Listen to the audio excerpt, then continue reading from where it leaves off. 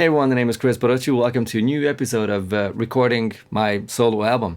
I want to do a couple of things. First of all, I want to just let you join the ride, let you see how I track guitars. Second of all, I want to explain a little bit what I'm doing, what kind of rig I'm using for this specific song, how I double track, because there are some little tricks about that.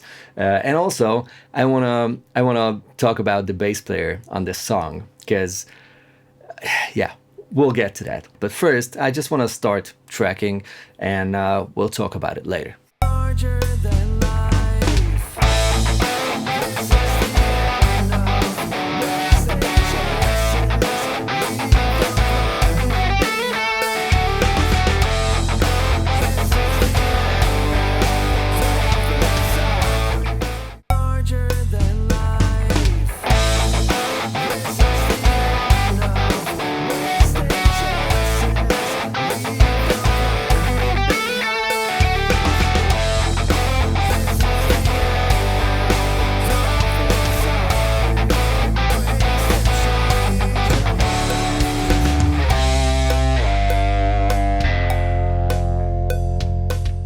That is going to end up on the right side of the final mix. Now, I want to double track it, something for the left side as well, which is going to be 95% the same as what I played on the right side, but I will swap something in the rig to make them sound slightly different.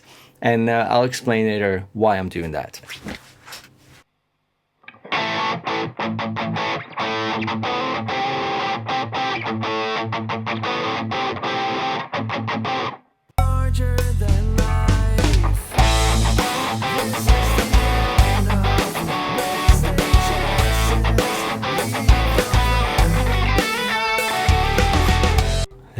No.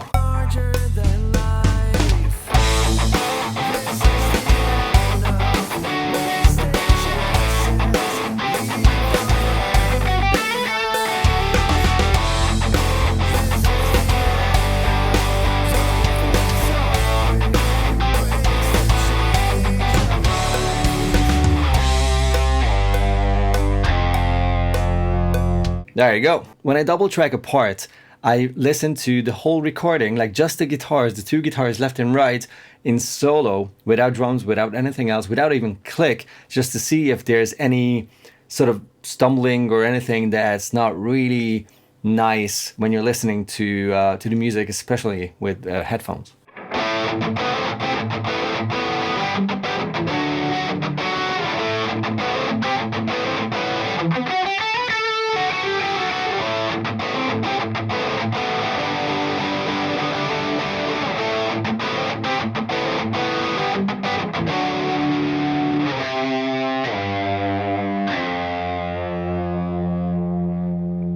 Okay, that works. And there's a part in the middle where the two sides are very obviously different. And that's something like a little surprise that I like putting in songs every now and then. The two sides should not be very different, because then it just feels very unbalanced, especially as told when you're listening to the music through headphones or earbuds or whatever. But a little difference is kind of like a little flavor. I don't know. I kind of like it. This is the part I'm talking about.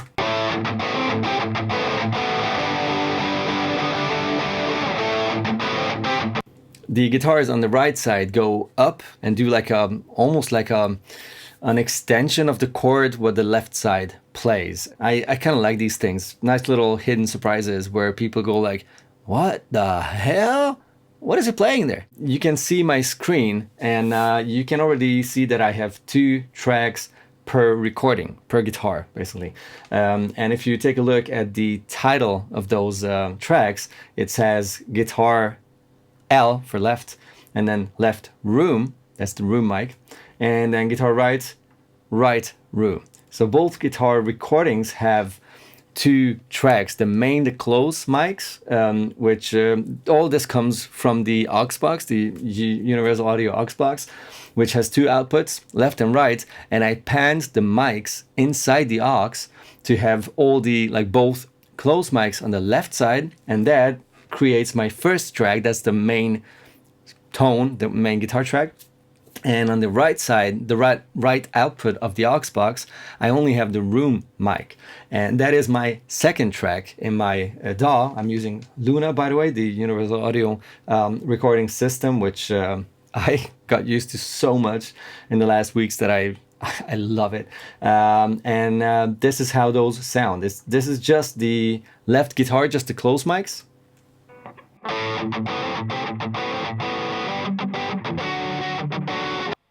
And this is the room mic for the left side.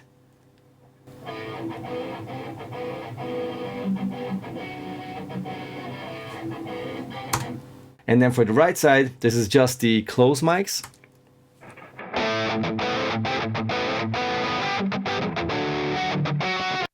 And this is the room mic for the right side.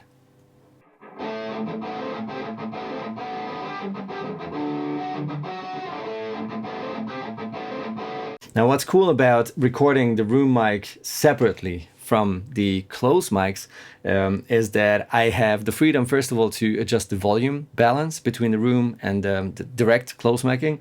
And also I can EQ the room mic in a way that works best. All right, before I track the verse that's still missing, I want to talk about two things. First of all, the bass player. The bass player on this track and on another song, the title song of the album that is still missing, but it's coming soon, is Nate Navarro. Nate is one of the best bass players of our time. I adore the guy, such a nice dude, and one of the craziest bassists. If you watch YouTube bass content, you probably know him already. If you follow Porcupine Tree, the band, he plays bass for them for the last, I don't know how many tours. If you follow Devin Townsend, Nate was playing bass for Devin for I don't know how many years now. So he is an A-class bassist, an amazing musician, and an even nicer person. I love the guy, and I feel absolutely honored to have him on the album. The drums were played by Hees, a fantastic studio and session drummer, same caliber in musicianship and in terms of personality. Wonderful people, and I'm absolutely honored as told to have such talented and crazy good musicians and people contributing. And yeah, it's fantastic. Now let's talk about the guitar rig. What are you hearing right now? Well, this is my Les Paul. You know this guy. I have this for many years now. This is my R8, a 58 reissue with Mojo tone pickups. And right now I'm just using the bridge pickup, especially for the chorus.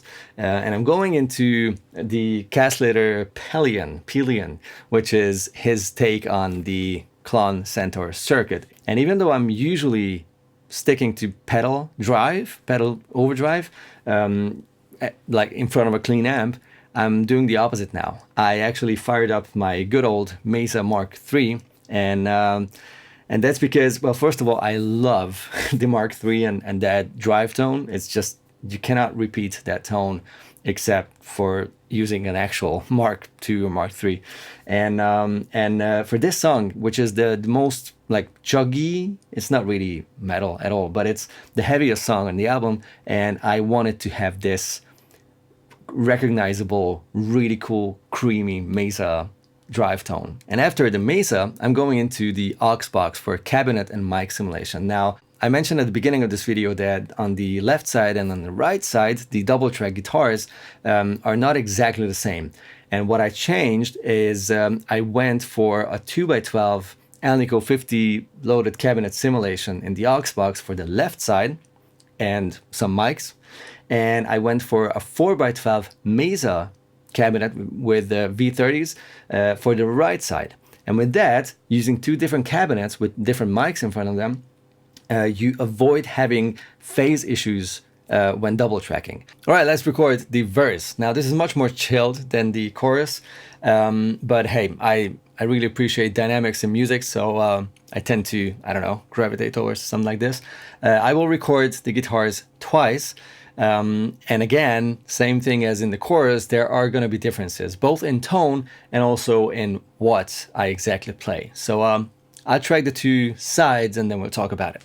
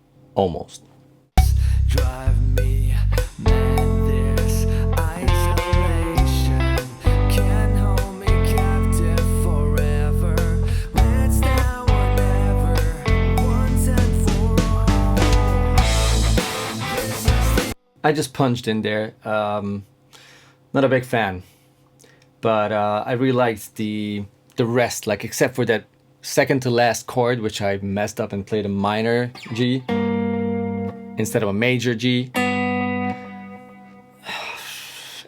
Yeah. Now I just move the crossfade to right in front of the next note so that the delays, the repeats of my playing don't get sort of crossfaded. That can sound kind of weird.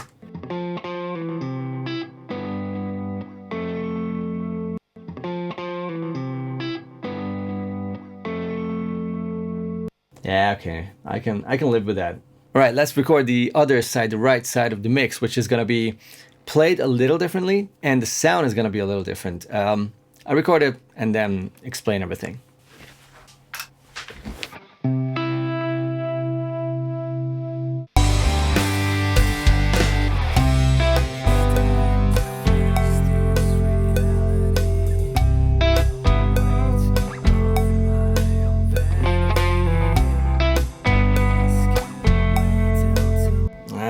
Was weird.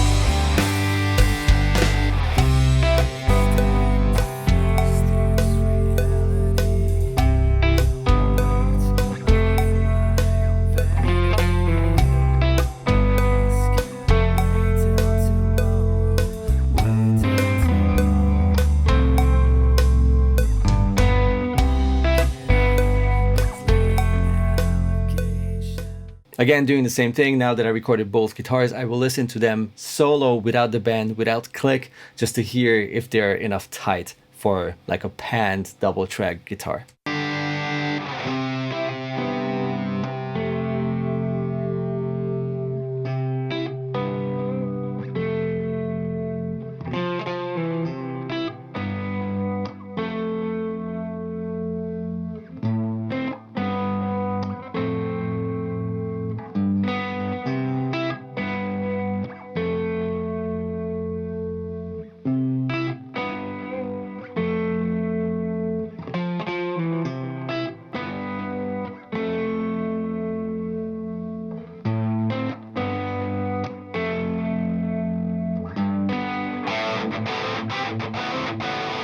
Now let's talk about the tone, like how did I get the sound? I still use the Les Paul, obviously. I went for the neck pickup and I rolled back the volume to like 4.5, which cleans up the Mesa. It's still the same tone. It's still the, like this tone.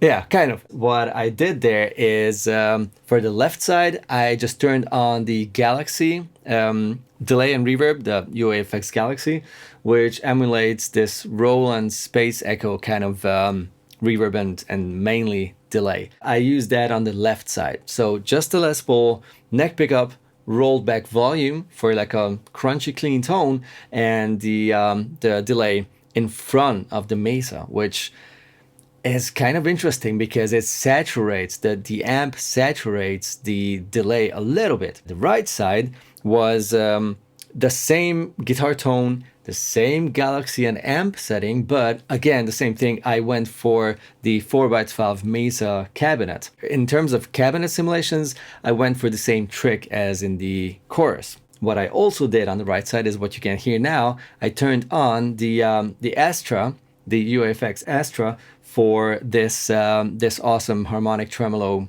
sound. It's a subtle setting, but you can definitely hear that there's some sort of a phasing or vibey something going on. I didn't want to overdo it because if one side is dry, like no modulation effect, and the other side is heavily modulated, that can be just a little too much. So what I like doing is simulating a very subtle wet dry rig, like little things, and try to make the music more three-dimensional in a way, or exciting to listen to. I still need to work a lot on this song. There are sections that I didn't even touch until now. There's a longer chorus part, a double chorus at the end. There's a solo section which is pretty busy. It's a lot happening in there. So the song is called, by the way, Wasting Chances, and this might change, but I don't think it's just a work title. I kind of settled on the title, so yeah, in case you're looking forward to it, please do so. Yeah, you guys take it easy. Let me know if you have any questions about what I did there, how I did it, why I did it. In case anything is unclear, just let me know. Hit me up in the comments below. And of course, yeah, grab a merch if you want to support what I'm doing. This album is going to cost me a lot of money. I can see that already. I'm not sure how much, but yeah, whatever. You guys take it easy. See you in the next video. Bye-bye.